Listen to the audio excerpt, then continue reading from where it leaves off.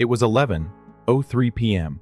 I still remember the exact time because I had just tossed my greasy work shirt into the hamper, cracked my knuckles, and sunk into the couch with a sigh that felt like it came from my soul. My phone buzzed. Call from Harper, weird. My younger sister never called this late. We weren't exactly close. She usually texted me once a week with emojis and vague requests like, "Ugh, life is so stressful, can you help me with something?" But this time, she was calling. I rubbed my temples, muttered "what now?" and answered. Hello? No reply, just background noise, laughter, clinking glasses. Voices overlapping in the kind of easy, drunk chaos that usually smells like spilled wine and fake smiles. It was a party. I wasn't invited. No surprise there. I was just about to hang up when a voice sliced through the static. My mother's. "Can you believe Talia still thinks she's helping us?" "Talia, that's me." I froze. Then Harper's voice, dripping sarcasm. "She acts like she's some sort of savior, like we'd be on the street without her. Please." Then came Ethan, my older brother, master of mediocrity, full-time mooch. Technically, we would be. But that's her job, isn't it? She doesn't have kids. No partner. No mortgage. What else is she going to do with her salary? The laughter that followed, it physically hurt. Like someone sucker punched me through the speaker. I stayed frozen, holding the phone, not breathing. "She doesn't help because she's kind," Mom added, voice like sharpened ice. "She helps because we made her. She owes us." I felt a slow crawl of heat rush up my neck. My jaw clenched. My heart slammed behind my ribs like it was trying to escape my chest. "Owes you? She got a raise, right?" Harper's voice piped up again. "Then yeah, she can afford to pay more. Rent's just the bare minimum. Don't forget groceries, bills, Wi-Fi, Netflix, and Mom's massage membership," Ethan added, laughing like it was all just so funny. "She's so selfish," Harper continued. "No social life, no hobbies, just her boring job. She could at least do more." They weren't talking about helping each other. They were talking about bleeding me dry, like I was some faceless donor from a charity fund they never applied to. It was entitlement, not gratitude. And I just sat there, listening, as the people I bent over backwards for treated me like a joke with a credit card. "We need to talk to her soon," Mom said casually. "The landlord's upping the rent. She'll have to cover it." And she's gonna make that face again," Harper groaned. "That fake I can't afford it act. She's got savings." "She'll cave," Ethan said with a smug snort. "She always does." "She's terrified of saying no." They laughed again, that same cruel, casual laughter. That was the moment I knew. They didn't respect me. They didn't even like me. I wasn't family to them. I was a walking, talking financial safety net, so I made a decision. Not then, not loud, not with anger. I stayed silent. Let them keep laughing. Let them believe I was still the doormat in the dark. But I pressed the phone tighter to my ear. Because if they thought I was predictable, if they thought I'd keep doing this forever, they were about to learn the hard way that I was done playing savior. Then Harper laughed again, sharp and mean. "Remember when she tried to say no once? That little meltdown? She folded in like, what, 2 days?" "We hit her with the guilt script," Ethan said proudly. "Worked like a charm. She's too soft," Mom added. "And that's why we always win." I didn't even feel my own nails digging into my palms. My whole body was shaking, but I said nothing, because I was learning something important. They were never going to stop. Not unless I stopped them. That's when Mom's voice lowered, syrupy and scheming. "Let's give her the new rent increase story this weekend. Ethan, try the wear barely surviving line. Harper, you do the cry thing again." "I've been practicing," Harper said cheerily. "Should I wear the hoodie? It makes me look more pitiful." I'd heard enough. I pulled the phone away from my ear, stared at the screen for a moment, and then brought it back. "Hey," I said, calm as a winter morning. The line went dead, just like that click. No apology. No, "oh my God, I didn't know you were on the line." Not even a pathetic attempt at covering their asses. They heard my voice and panicked. Hung up like children caught breaking something they weren't supposed to touch. And that silence? That was the moment I knew I wasn't crazy. I wasn't imagining it. I wasn't being overly sensitive. I had the proof. And now I had a plan. I didn't sleep that night. I couldn't. My brain wouldn't stop replaying every single word. Each laugh, each smug jab, each little reminder that I was never seen as a person in that house, just a resource. I sat at my kitchen table, staring at the same ceramic mug I used every morning like it might give me answers. The apartment was quiet except for the hum of the fridge and my own restless thoughts. My family had always needed me, or at least that's what they convinced me to believe. Rent short this month? Talia's got it. Grocery bill a little steep. Talia'll handle it. Electricity, water, phone plans, new furniture for mental health. All me. They framed it as love, as what families do. But that night pulled the curtain all the way back. It wasn't love, it was a racket. A scam I'd been buying into for years. So I didn't react, not outwardly. I sent Harper a quick text before bed, something neutral. Sorry, phone bugged out earlier. Everything okay? She replied with a casual LOL. Yeah, just a bad signal. We weren't even saying anything important. Liar. But I played along because if they thought I hadn't heard anything, they'd keep thinking I was the same gullible sister they'd always leaned on. That was the point.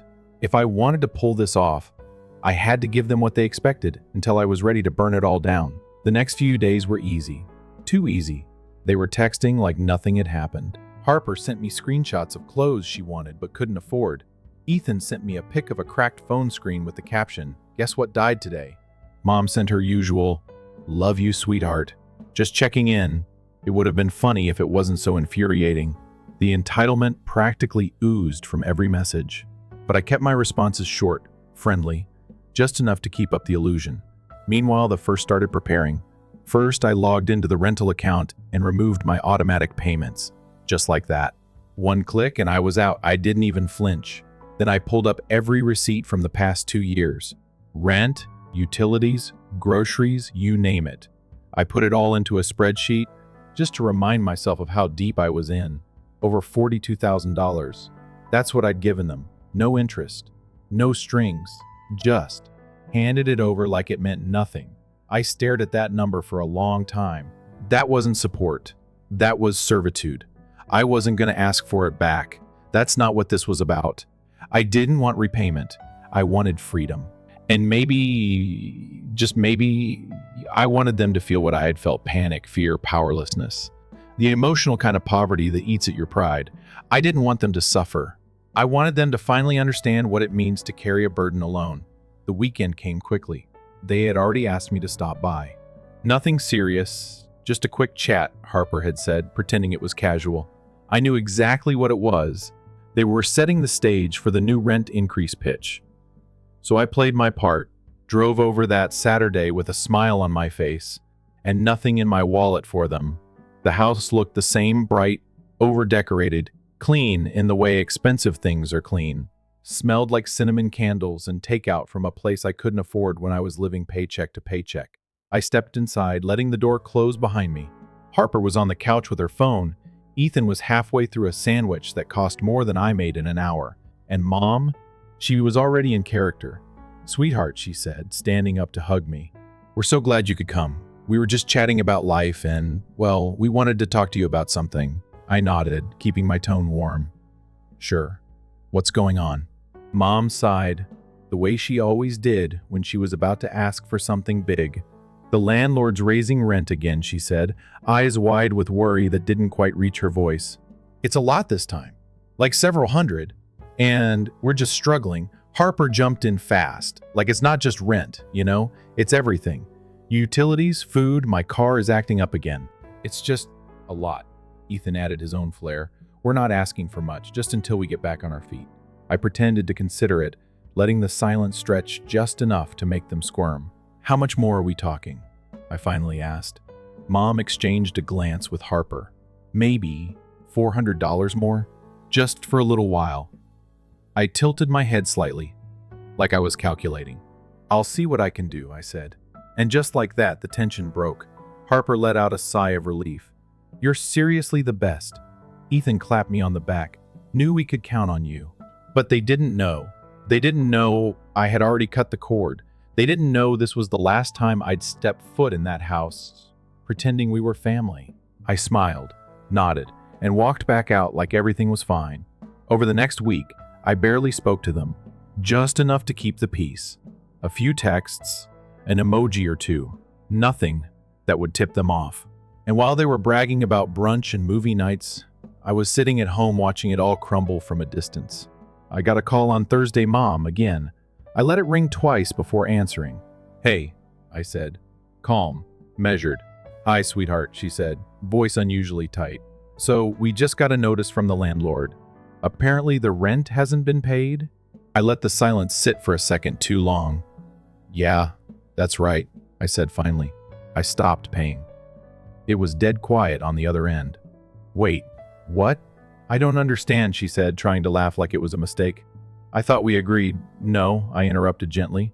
"You assumed." "I never said yes. I just said I'd see what I could do." Her voice dropped to a whisper. "But we're in trouble. Like, real trouble. We can't afford this." "That's not my responsibility anymore," I said. And for the first time in a long time, I actually meant it. She started spinning, fast. "You can't just abandon your family like this." After everything, I cut in. "You mean the years I paid your bills while you laughed behind my back? You mean how you called me selfish, boring, useless, unless you needed money?" "That everything?" Her voice faltered. "We didn't mean it like that. But you said it. All of you did." I kept my voice even. No yelling, no drama. "And now you're shocked I'm done? You're lucky all I did was walk away."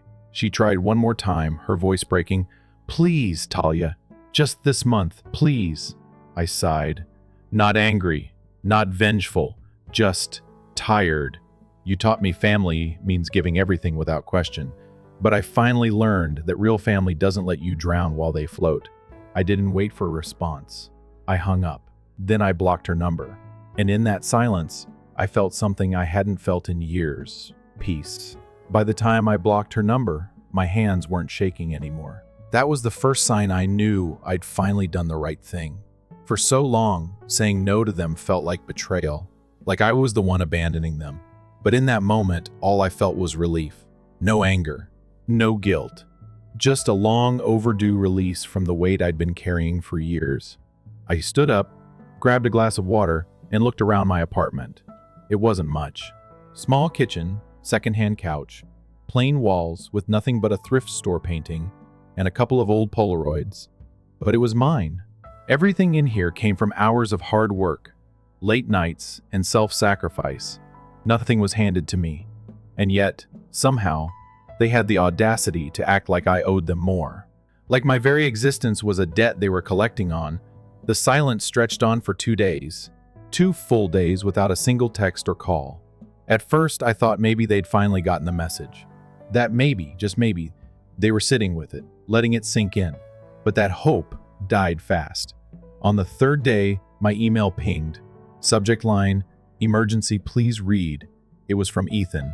He never emailed me. So I knew it had to be serious. I opened it, scrolled past the greetings and excuses, and landed on the important part. "We're being threatened with eviction. We don't have the money." Mom's freaking out. Harper's crying. "Please, if you can just help us cover this month, we'll figure it out after." That last line made me laugh out loud. "We'll figure it out after." That's what they always said. After what? After they max out another credit card?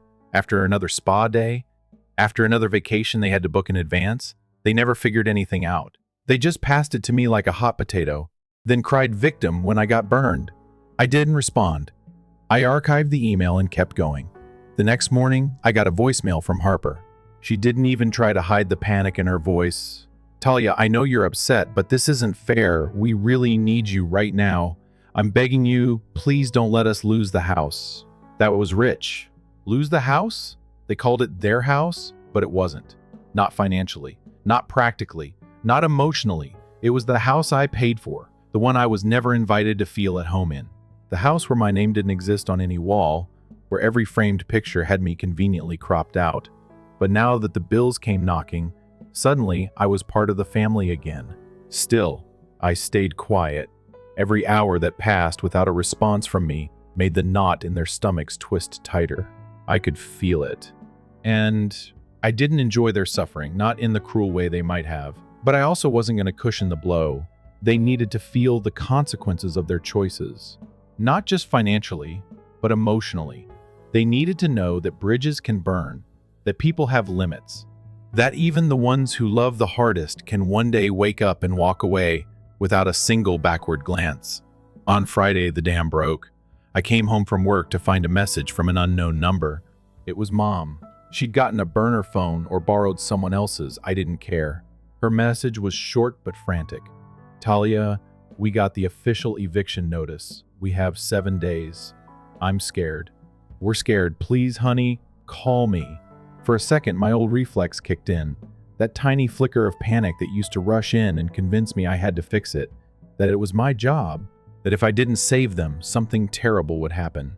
But then I remembered the sound of their laughter, the way they mocked me behind my back, the smugness in Ethan's voice, the bitterness in Harper's tone, the way Mom twisted everything to make herself the victim. I remembered the way they planned their performance. Who would cry? Who would sigh? What excuse would work best?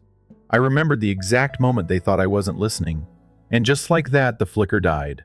That weekend, I went to a local farmer's market, bought fresh flowers, made myself a home-cooked meal, called a friend I hadn't seen in a while, and spent hours catching up. I didn't check my phone once. I knew what would be waiting: voicemails, messages, digital guilt bombs. But I'd spent so long putting their needs before mine that it felt good to reclaim my time, even if it was just for a day. Monday came, and I finally decided to listen to one of the voicemails. Just one. It was Harper again. Her voice was hoarse, like she'd been crying. I know we messed up, okay? I know we took advantage. But this is serious. We don't have anyone else. You were always the strong one. Please, just talk to us. Something about that voicemail stuck with me. Not because it made me feel guilty, but because for the first time she admitted it. She admitted they'd used me, that they knew exactly what they were doing. It wasn't an accident. It wasn't a misunderstanding. It was intentional, and they would have kept doing it forever if I hadn't stopped them. That night, I made a decision. Not to go back, not to forgive, but to make sure this was the last time I ever had to deal with it.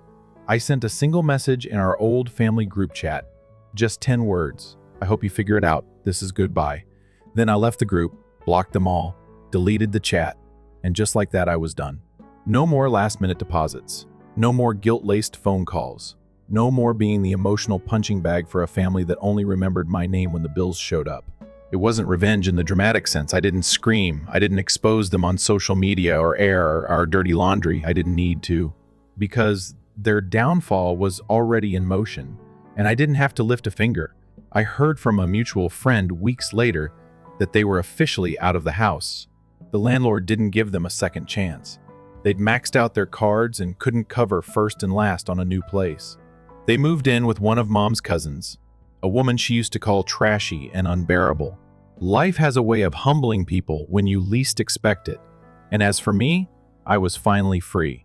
I started sleeping better, woke up without that dull anxiety in my chest.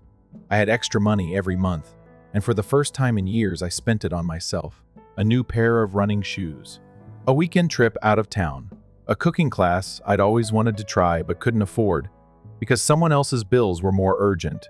Freedom didn't come with fireworks.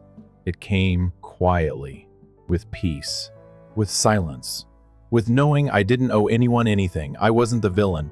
I was the escape artist, the one who got out. It had been just over a month since I cut him off completely. No calls, no texts, no fake updates about their struggles or guilt-tripping birthday messages.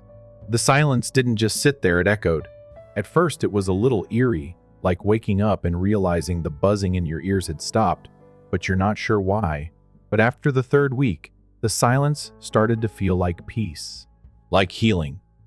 I hadn't realized how much noise they brought into my life until it was gone. How every interaction with them used to leave me with this invisible weight, like I'd just carried a full shopping bag on one arm too long and forgot what it felt like to walk free.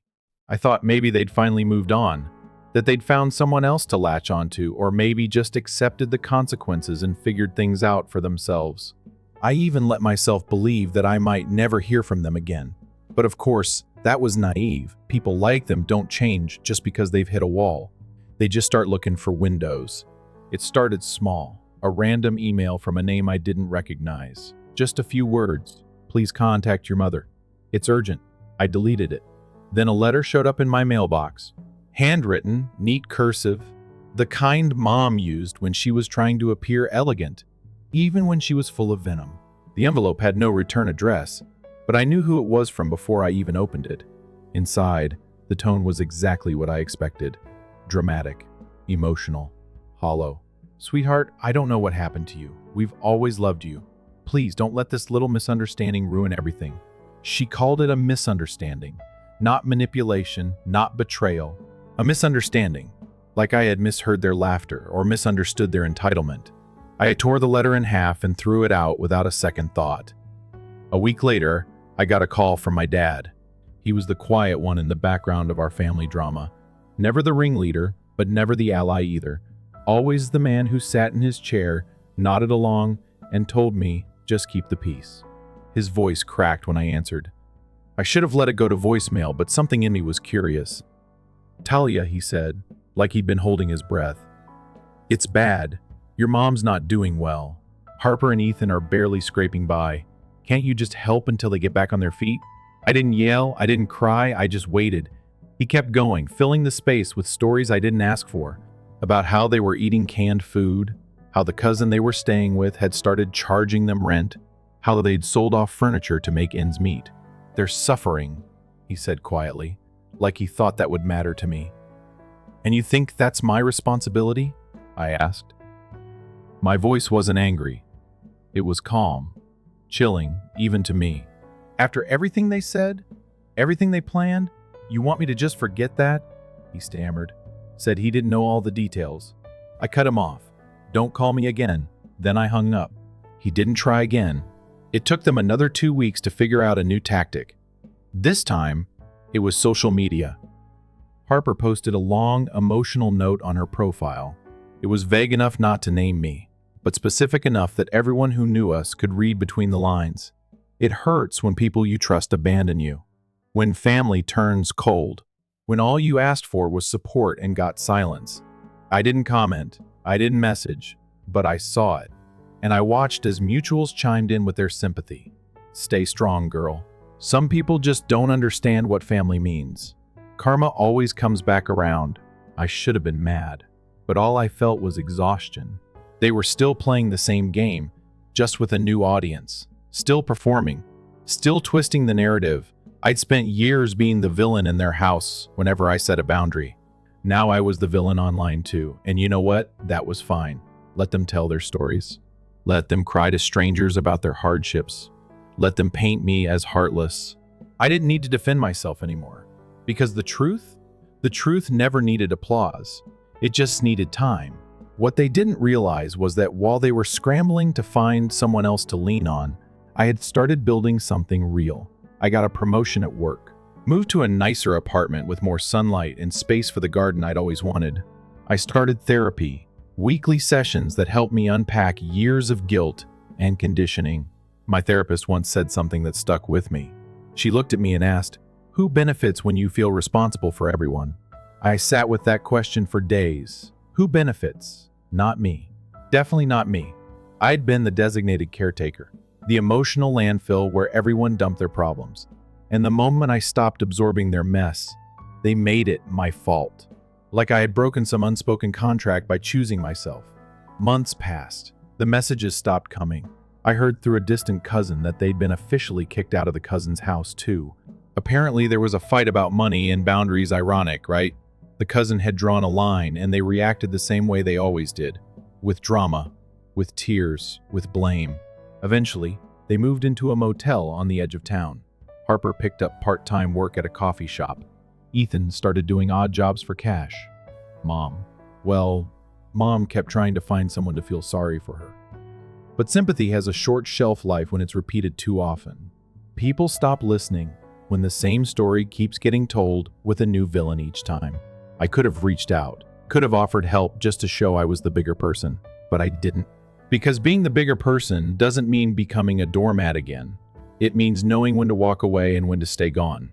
One morning, I sat on my balcony with a cup of coffee, looking out at the quiet city skyline. The sun was just breaking through the clouds, painting the sky in gold and pink and orange. And for the first time in a long time, I felt like I was exactly where I was meant to be.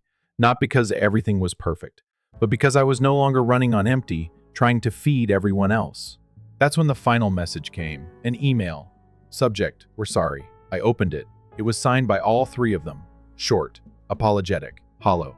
They said they realized they were wrong, that they missed me, that things hadn't been the same since I left, that they didn't expect money, just a conversation, just a chance, just one.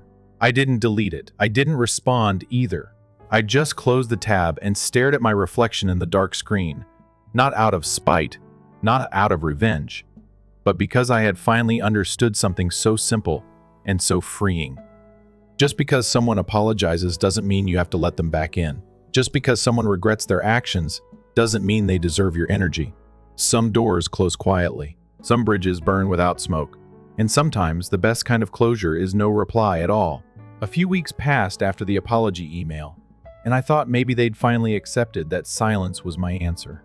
But people like them rarely take silence for what it is.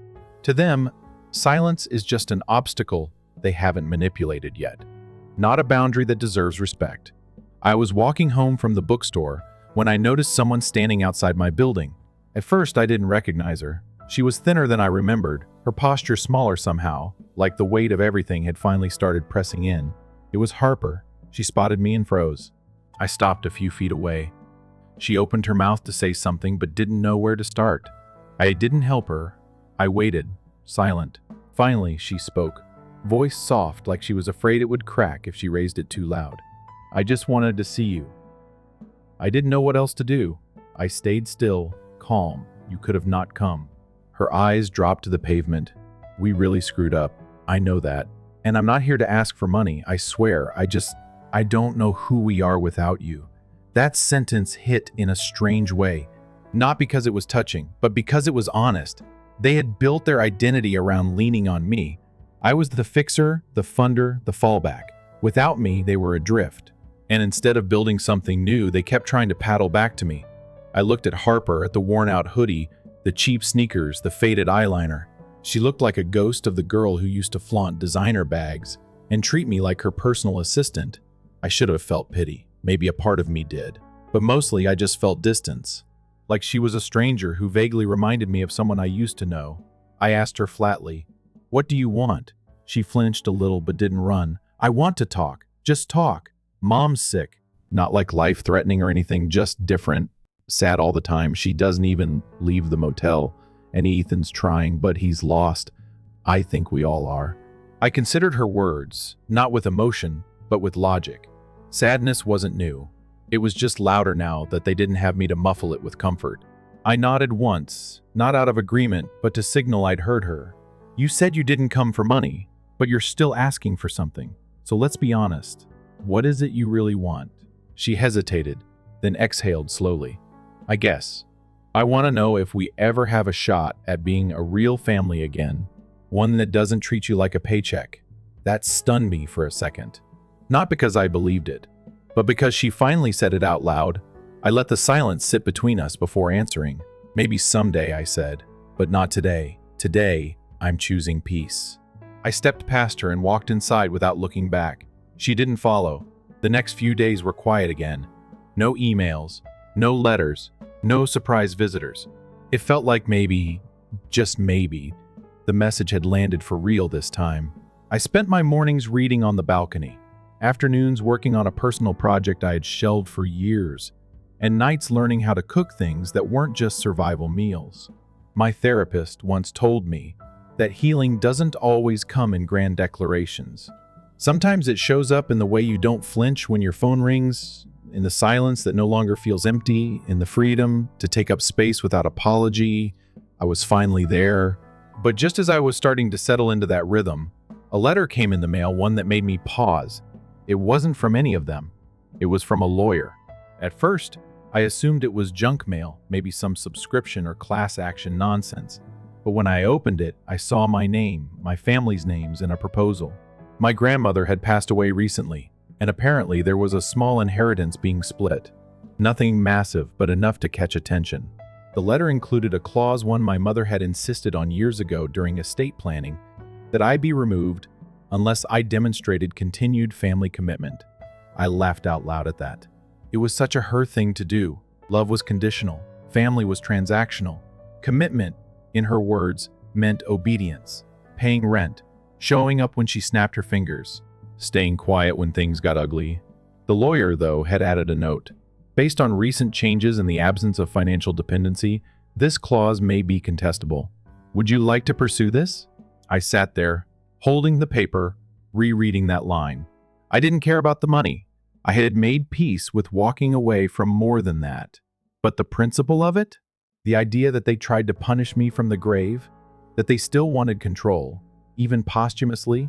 That lit something in me. Not rage, not bitterness, just a quiet resolve. I contacted the lawyer and said yes, I wanted to contest it. Not out of greed, but clarity. I wanted my name back, not for them, for me. A few weeks into the process, word got around.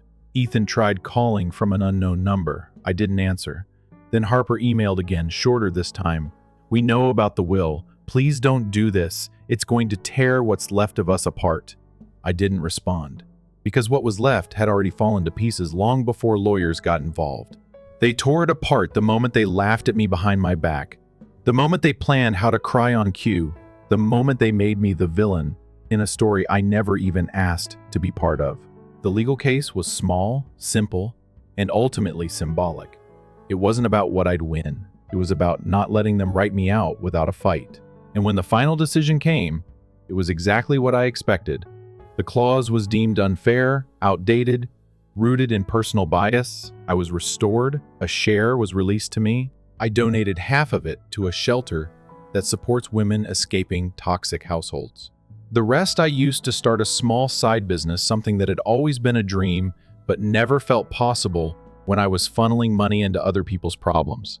In that moment, something shifted. I stopped thinking of myself as the girl who left. I started thinking of myself as the woman who reclaimed. I didn't need their love. I didn't crave their approval. What I needed was space, choice, and the ability to breathe without guilt pressing down on my chest. One day, maybe years from now, they might look back and realize what they lost. Not the money, not the convenience, but the relationship they could have had if they treated me like a person instead of a lifeline. That realization isn't mine to deliver. It's theirs to live with. As for me, I've built something better than forgiveness. I've built distance. I've built boundaries that aren't made of anger but of clarity. Boundaries that say, I won't hurt you, but I won't save you either. And every day, I wake up knowing I'm free. Not just from them, from the version of me that thought love had to be earned through sacrifice. That version is gone, and I don't miss her. It was quiet again, but this time it felt final. No more phone calls from unfamiliar numbers. No emails with guilt-laced subject lines. No one waiting outside my building, pretending they just happened to be in the neighborhood. After I claimed my share of the inheritance and stayed silent, it was like they finally understood I wasn't coming back. There wasn't going to be a last-minute rescue, no final act of grace to lift them from the hole they dug together. I think part of them had held on to that fantasy until the very end, that one day I'd remember who I used to be, the girl who flinched at the thought of saying no, the girl they could shame into submission with a sigh or a staged tear. But I had changed and they had not. That was the difference. I used to think change came like a lightning bolt, loud, dramatic, unforgettable. But for me, it came quietly, like water wearing down stone.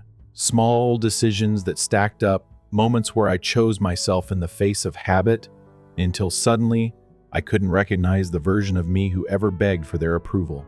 I had stopped checking the old family group thread, the one I left but hadn't deleted completely. I kept it, not because I wanted it, but because I wanted the reminder. Every once in a while, curiosity would nudge me, and I'd open it just to see if they'd ever figured out how to move on. But it was always empty. Then, one Sunday afternoon, a message appeared. Not to me, but in the group itself. It was from Ethan. Short, raw. She's not coming back. There were no replies, no arguments, no debate. Just that, a resignation. A sentence I think he meant more for them than for anyone else. I stared at it for a long time before finally deleting the entire thread from my phone. Not out of anger, not even out of relief. Just readiness. I didn't need a window into their downfall anymore. I had nothing left to prove. The side business I started with the inheritance slowly grew into something real. It wasn't flashy, it wasn't fast, but it was mine. I poured the energy I used to waste on them into something that gave back. I met people who respected boundaries instead of trying to bulldoze them. I learned how to accept help without feeling like I owed someone a piece of myself in return. That was new for me, receiving without guilt. One day, I caught myself laughing with someone at lunch, and it stopped me in my tracks. Not because laughter was rare, but because I realized it had been months since I laughed and thought about what someone else might want from me. That's how I knew I was healing. Not because I'd stopped remembering the past, but because it stopped owning me. Then, almost a year to the day after that phone call, the one where I told Mom I wouldn't be paying the rent anymore, I got a letter. This time, it wasn't begging or blaming. It was an invitation.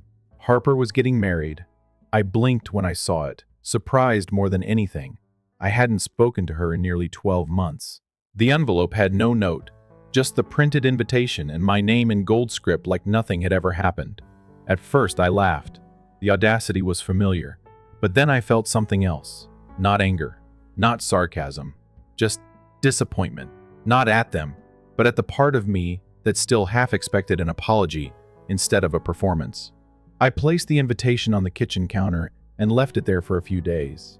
I didn't have to think about it. I already knew I wouldn't go, but I wanted to give myself the space to feel all the things I thought I'd buried. Because even with everything they did, some small, battered part of me still hoped they'd learn how to love without strings. That part deserved closure too. I never responded. I didn't return the RSVP. I didn't block the address. I just let it be. And on the day of the wedding, I went for a hike. Alone. The sky was overcast and soft, the air cool enough to sting a little but not enough to bite. I climbed until I reached the ridge overlooking the valley. No traffic, no people, just me, the trees, and the wind. I stood there for a long time, thinking about nothing and everything. About the girl I used to be. About the woman I was now. About all the years I spent begging to belong, giving until I was hollow, mistaking exhaustion for loyalty. I wasn't angry anymore. I wasn't bitter. I was just done. Done explaining myself to people who never really listened. Done waiting for them to see me the way I saw them. I had let go. A few days after the wedding, I got one last message. This time from Harper again. It was short. I wish things could have been different. I do. I believed her. But that didn't mean anything anymore. Wishing didn't change history. It didn't patch wounds or return time. It didn't undo the nights I cried alone after sending them my last few dollars. It didn't make up for the moments they mocked me when they thought I wasn't listening. I didn't reply. I didn't need to. That message wasn't a door. It was a memory. And I had already walked past it. These days, life is quiet. Not empty, just quiet. I still work, still build, still laugh, still dream. I have friends who know my real laugh, who know when I'm tired even before I say it. I keep fresh flowers on my kitchen table. I write every morning before the world gets too loud. I plant herbs on my windowsill. It's small, but it's mine. No one controls it. No one demands it. No one expects it to be anything more than what it is. That's freedom, I think. Not running away. Not even revenge. Just peace. Real, earned, grounded peace. Sometimes people ask me if I miss them. If I ever think about reaching out, I tell them the truth. I don't miss them. I miss the idea of what they could have been. The dream version of family, the one that shows up, gives without keeping score, loves without conditions. But I also know that holding on to a dream like that is how I got lost in the first place. I spent too many years trying to become someone they'd finally respect, only to realize that respect would never come because it was never about me. It was always about control. And I gave it up, piece by piece, thinking I was keeping the peace, not realizing I was only silencing myself. But not anymore. Now, I choose myself every single time. And if that makes me selfish in their eyes, so be it. Because I've learned that being selfish isn't the same as being cruel. It means knowing your worth. It means protecting your peace. It means drawing a line in the sand and saying this far, no further. I'm not your savior. I'm not your safety net. I'm not your scapegoat. I'm me. And I am finally, fully, unapologetically free. Story 2. I came home from college to visit. My bedroom was empty. "Oh," my mom said, "we gave it to your cousin. You can sleep on the couch." So I tossed my keys on the counter and said, "Actually, I'll sleep somewhere else."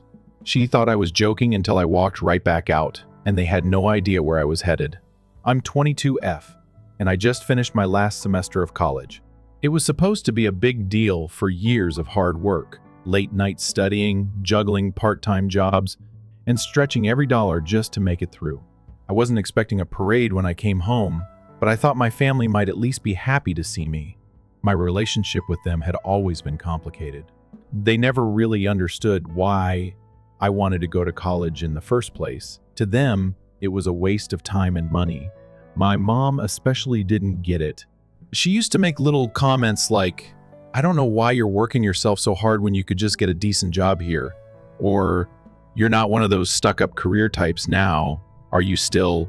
When she called and invited me home for the weekend, sounding genuinely excited, I thought just for a second that maybe things were different now, that maybe after 4 years they'd finally started to respect the choices I made for myself. The drive home was long but familiar. 3.5 hours of highways, back roads, and old songs I used to love.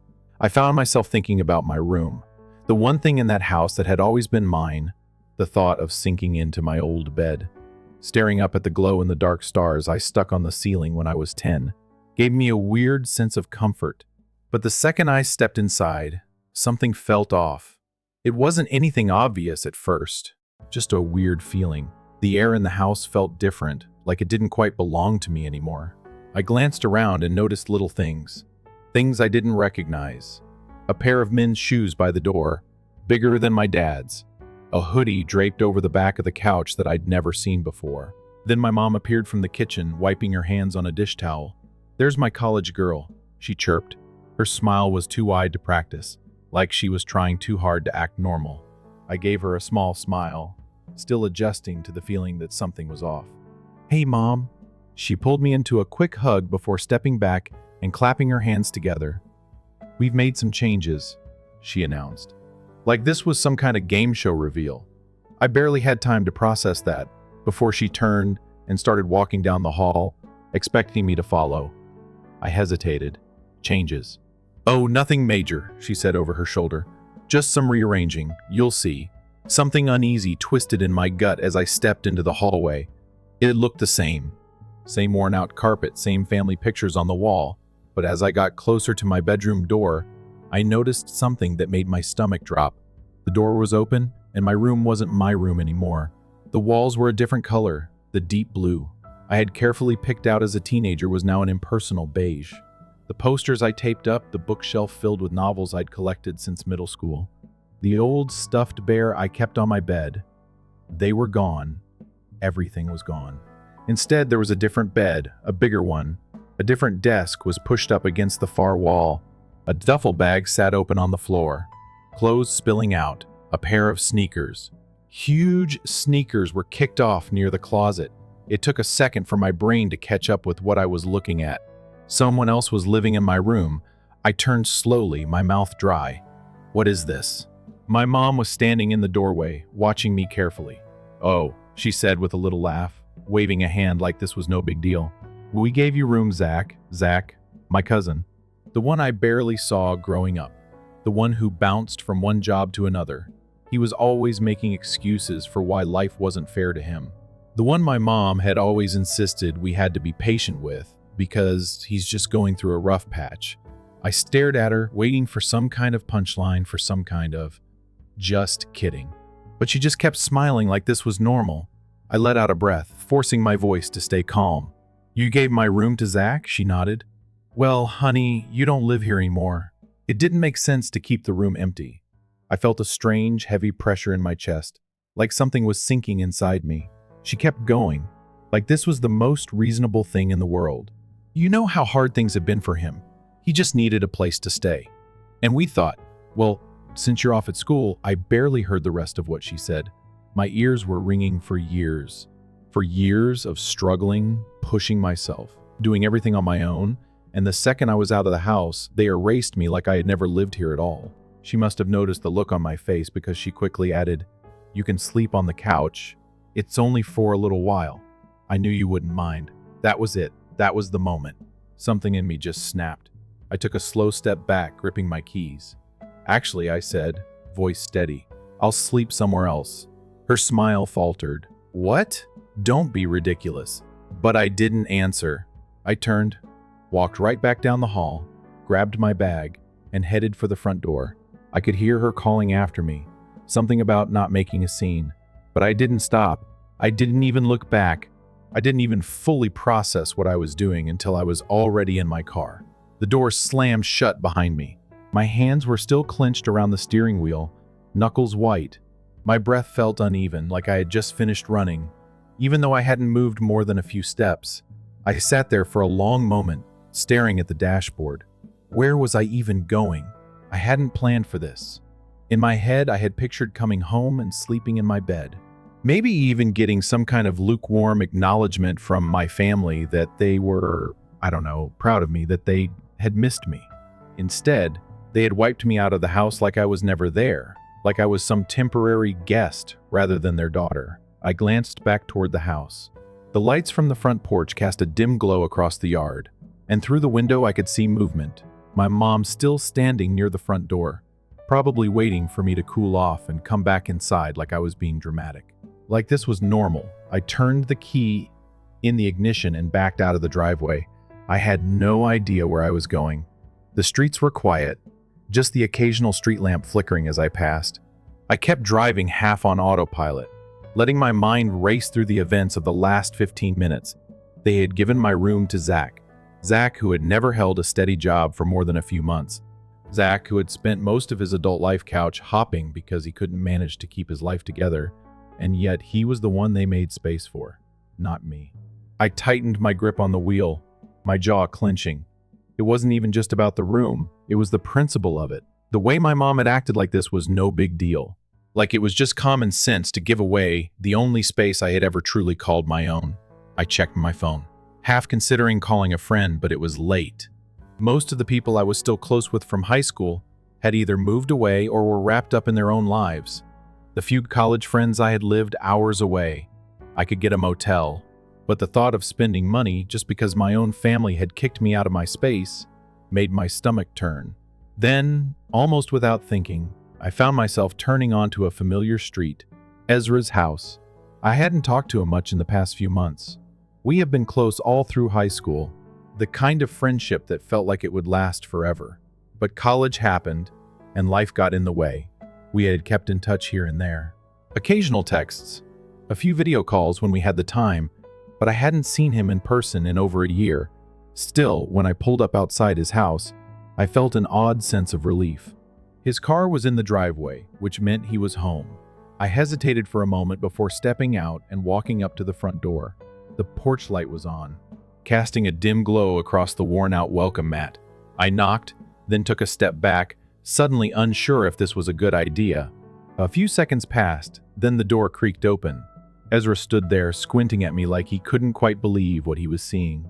His hair was messier than usual, like he had been half asleep, and he was wearing an old hoodie that I vaguely recognized from years ago. Did I hit my head, or are you actually standing on my porch right now? I let out a weak laugh, but it came out more like a breath. Hey, Ezra. He blinked, looking me up and down. Then his expression shifted. His easygoing demeanor falters just slightly. Are you okay? I exhaled. Not really for a second. He didn't say anything, just looked at me, taking in whatever mess was probably all over my face. Then he sighed and stepped aside. Come in. I hesitated, glancing back toward my car, but the idea of driving around aimlessly again made my stomach churn. So I nodded and stepped inside. The house smelled like something slightly burnt. Probably whatever late-night snack Ezra had been making before I showed up at his door. The living room was the same as I remembered it. Cluttered but comfortable. A half-empty mug sat on the coffee table, and a game controller was tossed onto the couch like he had abandoned it mid-session. He closed the door behind me, crossing his arms as he studied my face. All right, he said, his voice quieter now. What happened? I hesitated, suddenly unsure how to explain all of it. But then, before I could even stop myself, the words started spilling out. Ezra didn't interrupt me once. I sat on his couch, hands gripping my knees, and just let it all out. The call from my mom. Hell, I actually thought for once that maybe she was happy to see me.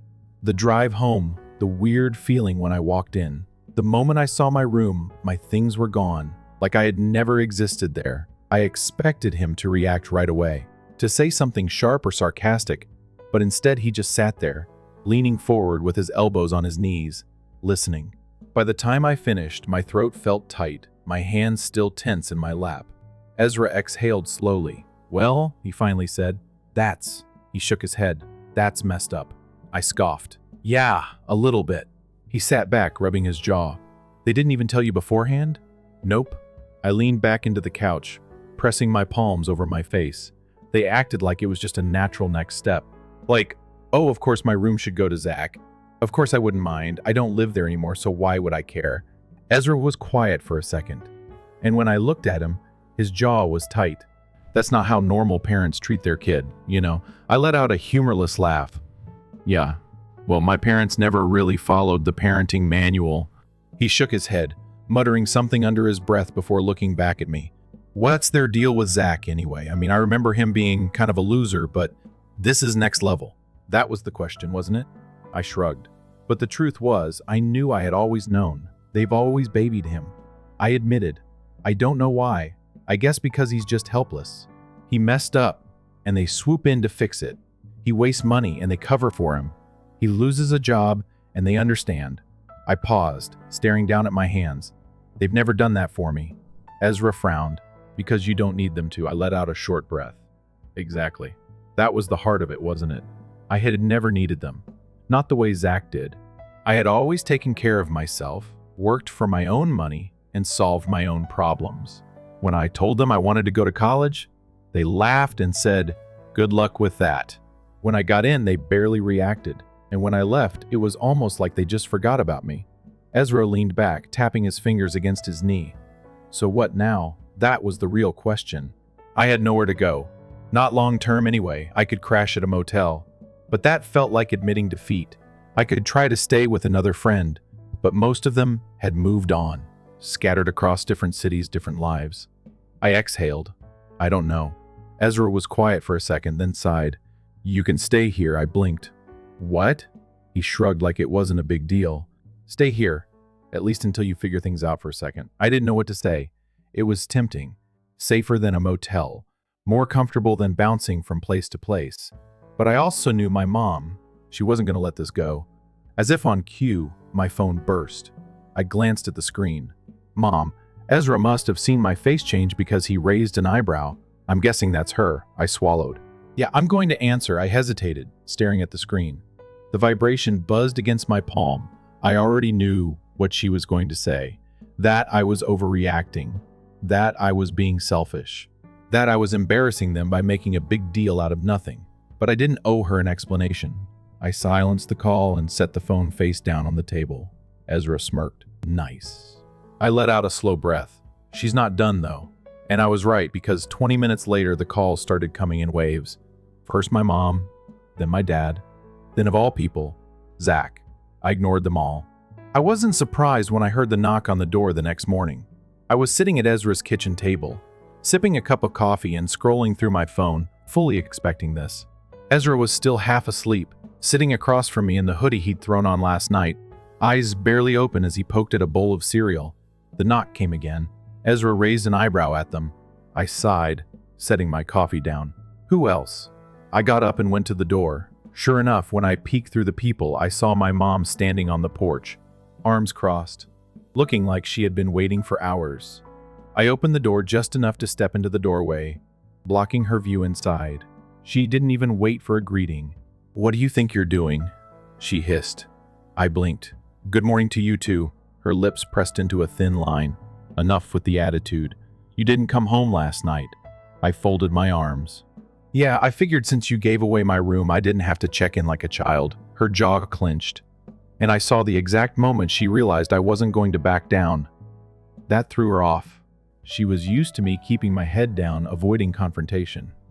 "Well," she said, voice tight, "you could have at least stayed to talk about it instead of storming off." I let out a short laugh. "Talk about what? You made the decision without me. What was there to discuss?" Mom huffed, shifting her weight. "You don't even live there anymore. It just made sense. Zach needed a place to stay. And you're off at college? I come home. I cut in, or at least I used to. But clearly you didn't care about that. She exhaled sharply through her nose like she was barely holding on to her patience. You're being dramatic. There it was, the classic dismissal. I clenched my jaw, keeping my voice calm. No, I'm not. You didn't even tell me. You just erased me like I was never there. Mom threw her hands up. It's a room. Don't be so selfish. Zach needed a place, and we did what was best for the family. The family? The phrase hit me harder than I expected because that's what it always came down to, didn't it? The family. The one I apparently wasn't a part of. I stared at her for a long moment. Then I shook my head. Well, what? I let out a breath. Stepping back slightly. You really don't see it, do you? You have been bending over backwards for Zach his entire life, and you've never done the same for me. You gave him my room because he's your priority, not me. Mom's face darkened. That's not true, is it? I gave her a pointed look. Name? One time you helped me the way you help him.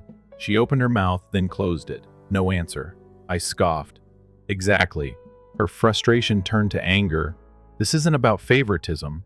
Zach needed a home, and we gave it to him at my expense.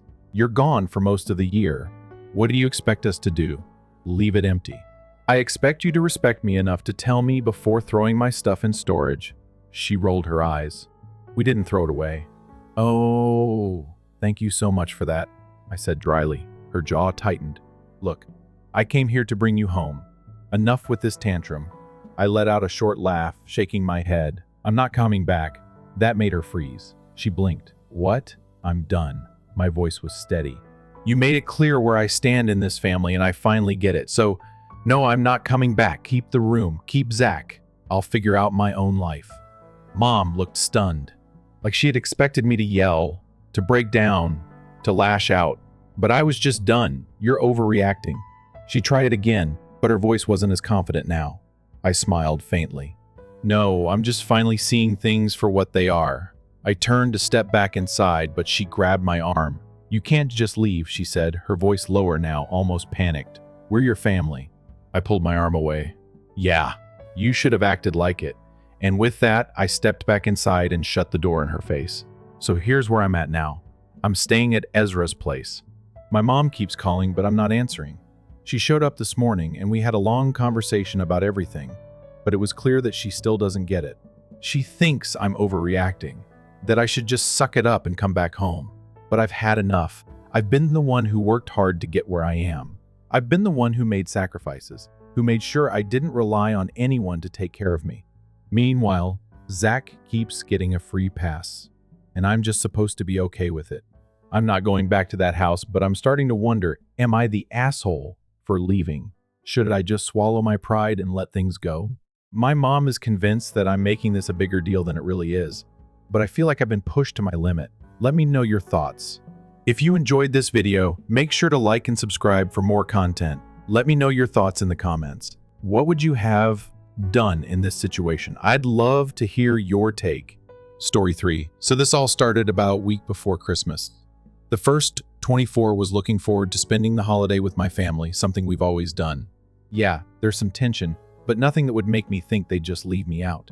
I get a text from my mom the day before Christmas Eve saying, "Hey, sorry, but we're gonna have to cancel dinner tomorrow due to some last-minute changes.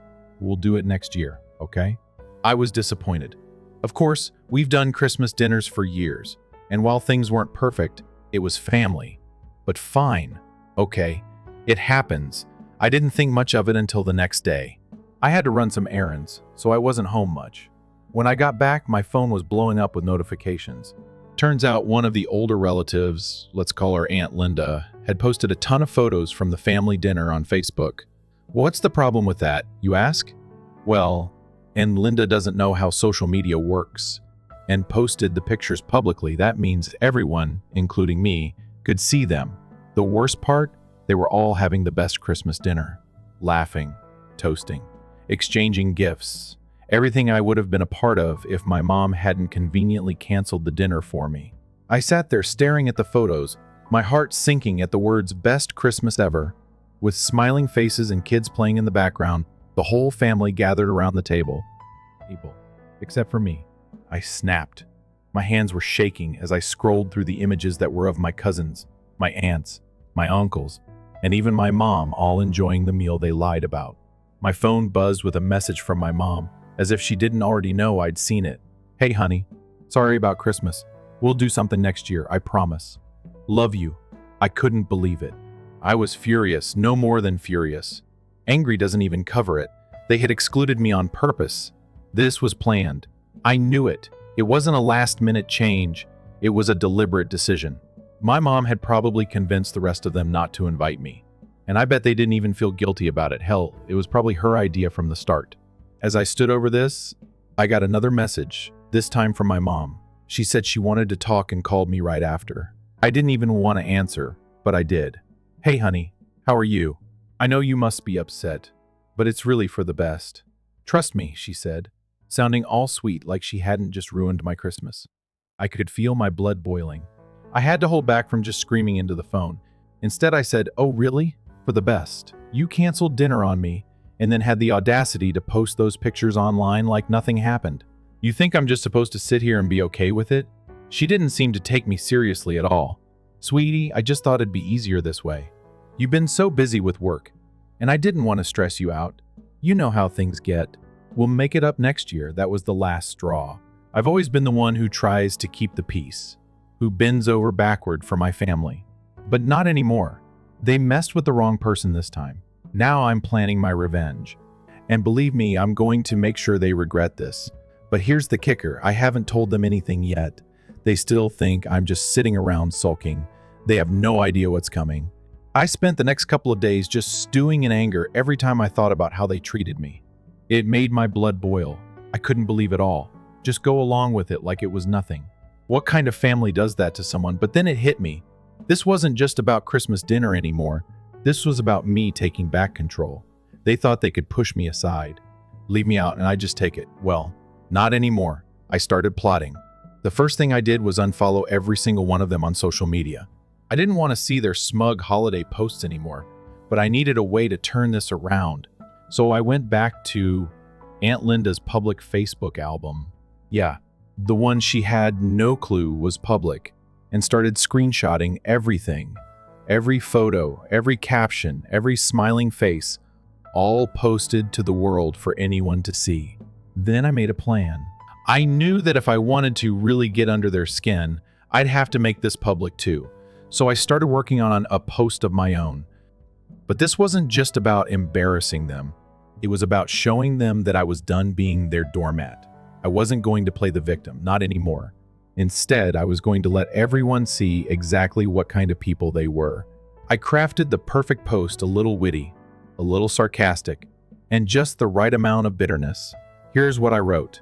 "Hey everyone. So Christmas was apparently canceled at my house this year, or so I was told. But it seems like my family had a totally different idea of what canceled means. Check out all the photos from their last-minute changes. Christmas dinner because apparently I'm just not invited anymore. Best Christmas ever, right? It looks like they saved all the food, presents, and good times for everyone else. I just thought I'd let you all in on the holiday fun I missed out on this year. Merry Christmas to me, I guess. Family drama #left out. I made sure to tag every single one of them. And I didn't just post on Facebook. No, I wanted to make sure they saw it everywhere. So I shared it to Instagram too and tagged them there as well. I knew this would send shockwaves through the family, especially since my mom's whole thing was pretending everything was perfect for everyone else. So I didn't expect them to call right away. But sure enough, within minutes, my phone was buzzing. It was my mom I didn't pick up. I knew if I did, I'd lose control. So I let it ring. Then came a message from my cousin Rachel, who was apparently concerned about how I was feeling. Cousin Rachel asked, "What's going on? Why are you doing this? It's just Christmas. We didn't mean to hurt you." I couldn't help but laugh. They were all acting like I was the one who was overreacting. I started typing a reply, but then deleted it. No, I wasn't going to waste my energy explaining myself to them. This was their problem now. Then came a text from my mom again. She was starting to panic. Mom said, "I don't know what you're trying to do, but this isn't the way to fix things. We're family. Please, let's talk." I had to admit the sheer nerve of her was impressive. After everything they did, Now she was trying to turn the tables and play the victim. Unbelievably. I waited a few hours before responding. I didn't want to seem too eager. I had to keep the pressure on. And when I finally replied, I kept it simple. I replied, "It's funny because I thought I was family too, but I guess that doesn't count for anything anymore." Then I just left it at that. The ball was in their court, and I wasn't going to make the first move this time. The messages kept coming. My mom, Rachel, and even my aunt. But I didn't respond. I just let them stew. The next day, the family group chat lit up. My mom was angry. She wanted to know why I had aired our dirty laundry on social media. I knew this was the moment where things would either go up in flames or I'd have them right where I wanted them. The texts were flying fast, but I stayed calm. Mom asked me, "What is wrong with you? You're causing drama and making this worse for everyone." I just couldn't help it. I was done with them pretending to be perfect. I was done letting them walk all over me. I responded, "Drama? No, Mom. What's wrong is the way you've treated me for years. Don't try to spin this and make it my fault. You canceled Christmas on me, and now you want to act like I'm the one who ruined everything? Maybe it's time you took a hard look at what you've done." And with that, I hit send. The moment I hit send, I could feel the weight of what I'd just done. It wasn't just a text. It was a declaration, a challenge. And I knew that they'd be coming at me hard after this. I wasn't scared, though. No, I was feeling more alive than I had in months. The group chat exploded right away. Mom texted, "This is what you wanted, to ruin our family over dinner. You think this will make things better?" Uncle Mark texted, "You've gone too far. This isn't the way to handle things. Your mom worked hard to make Christmas special, and you're just making a mess of it." And there it was. The classic, it's all your fault. Defense. Every time they messed up, they found a way to blame me for their actions. I wasn't falling for it anymore. I knew they were trying to guilt trip me into backing down, but I wasn't budging. But then my mom's text came through again. This time it was different. It wasn't angry, it was apologetic. Mom texted, "Please, let's just talk. We can't keep doing this. You're my daughter. I love you, but you're pushing us all away." I stared at the screen, holding my breath for a moment. I knew she was trying to soften me up, trying to make me feel guilty, but I had no intention of letting her off the hook that easily. Not after everything they'd done. I typed out a message. But this time I took my time. I wasn't just going to snap back this time. I was going to make them sweat. I replied, "You know, it's funny you say that because I thought family was supposed to be there for each other, but apparently I was wrong. Maybe I am pushing you away, but you're right. This isn't just about Christmas. It's about the way you've treated me for years, the way you've always put me second. I'm done being a part of that." I could almost feel the tension building as I read over my message. I wasn't sure if they'd try to keep guilt-tripping me or if they'd just give up, but I was done. A few minutes later, the phone rang. I didn't answer. I wasn't ready to talk yet. Then came a voice message. It was from my mom. "I don't know what's going on with you, but this isn't you.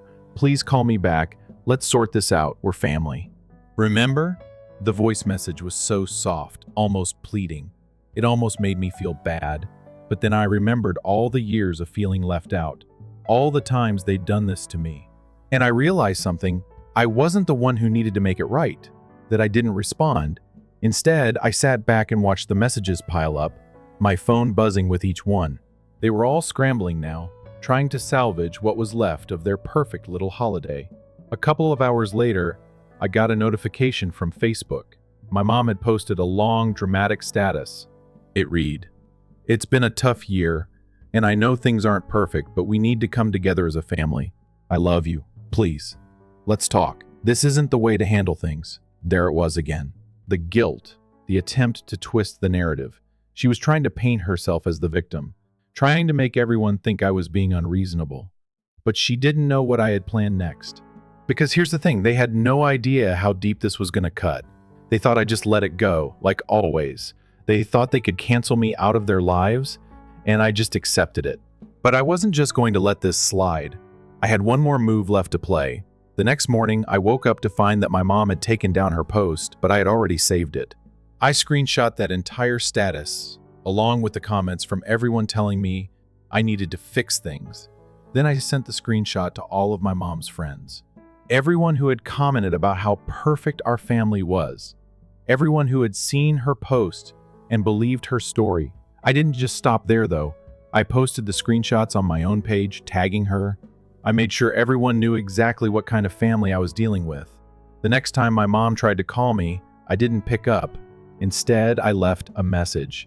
Your attempt to make me the villain. Not going to work. Let's see how long your perfect family lasts. Now that everyone knows the truth, the hours after I posted that screenshot felt like an eternity. I was watching my phone like a hawk, waiting for any kind of response. And sure enough, it came. My mom texted me again, but this time it was different. The message was cold, almost businesslike. Mom texted, "I don't know what you think you're accomplishing by dragging our private family matters into public, but you've crossed a line. Don't expect to be part of any family events moving forward. You've made your choice." I felt a chill run down my spine. She was really doing this. She was cutting me off. Just like that. But instead of feeling crushed, I felt empowered. I had exposed the truth, and now they were scrambling to keep their perfect image intact. I didn't respond to her text right away. I just let it sit there, lingering. I had more important things to do. The following day, I woke up to dozens of messages from people I hadn't heard from in years. Family, friends, extended family. People who had been kept in the dark about what was really going on in our family. Some of the messages were supportive. "I had no idea they treated you like that. I'm so sorry. You deserve so much better." Others were more judgmental, telling me I was making a mistake by airing family drama. "You've gone too far. This is family business, not something to post online." But none of that mattered to me anymore. The floodgates had opened, and I wasn't going to close them. For the first time in ages, I felt like I had control over my life. It wasn't about winning their approval anymore. It was about standing up for myself. Then came a call from my aunt, the one who had innocently posted all those photos. I wasn't sure if I should answer, but I did anyway, curious to hear what she had to say. And Linda said, "I don't know what you're doing, but your mom is really upset. She's telling everyone that you've ruined Christmas and made the family look bad. Honestly, I thought we could work this out in private." I bit my lip, trying to keep my cool. She had no idea what had been happening behind closed doors, but she did play a part in it. So I wasn't about to sugarcoat things. I responded, "Aunt Linda, maybe you should have thought about that before you posted the photos online. You've made it pretty clear what kind of family I'm dealing with. If you're so worried about how this makes us look, maybe you should have told my mom to stop treating me like I don't matter." There was a long pause on the other end. I could hear the gears turning in her head as she processed my words. And Linda said, "I didn't mean for any of this to happen. I just wanted everyone to be happy." I replied, "You didn't mean for it to happen, but you didn't think about the consequences either. And now I'm left dealing with all of this alone." "It?" Linda sighed, her voice tinged with guilt. And Linda said, "Maybe we all made mistakes, but the way you've handled this, it's just not fair to your mom. She's heartbroken." I had to laugh bitterly. I wasn't the one breaking hearts here, but I knew I had to be careful. This wasn't just about getting them to apologize. It was about proving I didn't need them anymore. I replied, "If she's heartbroken, it's because she's realizing that I'm not just going to let her walk all over me anymore. Tell her to stop pretending to be the victim." I hung up before she could say anything else. The satisfaction of hanging up felt good. It felt right. And I knew there was one more step I had to take. That night, I went back to the post I'd made on Facebook. I'd already been getting messages, but I wanted to stir the pot a little more. I wanted to make sure they couldn't just sweep this under the rug. I edited the post. I added a little something extra to all the people telling me that family drama shouldn't be posted online. You're absolutely right. But when my family treats me like I'm invisible and then tries to cover it up with perfect holiday photos, that's the kind of thing the world should see. I'm tired of being the one who gets stepped on. So here's the truth. And just like that, I pressed send. This time I knew there was no going back. I leaned back in my chair, feeling a sense of relief wash over me. I had to expose the truth. They couldn't take it back. And even if they tried to make me the bad guy, I knew the world would see it for what it was. Within minutes, the messages started coming in. Mom texted, "You've made your choice. Don't come crawling back when you realize you've lost your family." Rachel texted, "I don't know why you're doing this, but you need to stop before you ruin everything." But I wasn't backing down. I had already made my peace. They weren't going to control me anymore. For the first time in my life, I felt free. The weight of years of emotional manipulation, guilt tripping, and being the family scapegoat had been lifted. They wanted to pretend I didn't exist. Fine. I would make sure they remembered me for exactly who I was. The one who refused to be treated like garbage. I put my phone on silent and sat down with a cup of coffee, staring out the window. It was snowing lightly, the streetlights casting a warm glow on the quiet neighborhood. Somewhere, other families were enjoying their Christmas leftovers, laughing and exchanging gifts, creating real memories with people who actually cared about each other. I had spent years wishing for that kind of family, but now I realized I didn't need them. That night, I decided to take things a step further. I gathered every text, every message, every passive-aggressive guilt trip my family had ever sent me, and compiled them into one final post. Except this time, it wasn't for Facebook. I sent it directly to every extended family member, every family friend, and every mutual connection my mom had cultivated over the years to maintain her perfect image. No caption, no explanation. Just the raw, ugly truth that I knew exactly what would happen next. My mom would scramble to do damage control. She would spin the story to make herself the victim. How I had lashed out, how I had ruined Christmas, how I had driven a wedge between us. But it didn't matter. The people who mattered would see through it, and the ones who didn't, I didn't need them anyway. The next morning, my phone was flooded with responses. Some were shocked. Some apologized for not realizing how bad it had been. Some defended my mom, saying she was just trying her best. But the best message came from an unexpected source, my cousin Emily. Emily and I had never been particularly close. She had always been the golden child, the one who got everything handed to her. But her message was short and to the point. I had no idea. I'm so sorry, you don't deserve this. If you ever need family, you've got me. That was it. That was all I needed to see. I replied with a simple thank you. And then I blocked my mother. I blocked my sister. I blocked every single person who had chosen to side with them. And just like that, I was free. The silence was deafening at first, but then I realized it wasn't silence. It was peace. I made myself breakfast, played some music, and started looking up flights. I had always wanted to take a solo trip. Somewhere new, somewhere exciting, maybe Europe, maybe South America. It didn't matter. For the first time in my life, I was making choices for me, and I wasn't looking back. Update. Hey everyone. I thought I'd drop a quick update since it's been a year. Long story short, I've never been happier. Cutting them off was the best decision I've ever made. I spent the past year traveling, meeting new people, and actually enjoying life without the constant stress of family drama hanging over me. I found a great job, moved to a new place, and even made real friends once. Who actually cares about me? As for my family, well, karma has been working overtime. Turns out, without me around as their scapegoat, they started turning on each other. My sister and mom had a massive falling out, no surprise there. And from what I've heard through the grapevine, a lot of extended family members don't trust them anymore. After seeing the receipts I posted last year, mom tried to play the victim. But people weren't buying it. They reached out a few times. Empty apologies, guilt tripping, the usual. But I never responded. They made their choice. This Christmas, I'm spending it with people who actually want me around. And for the first time, it really is the best Christmas ever. No regrets.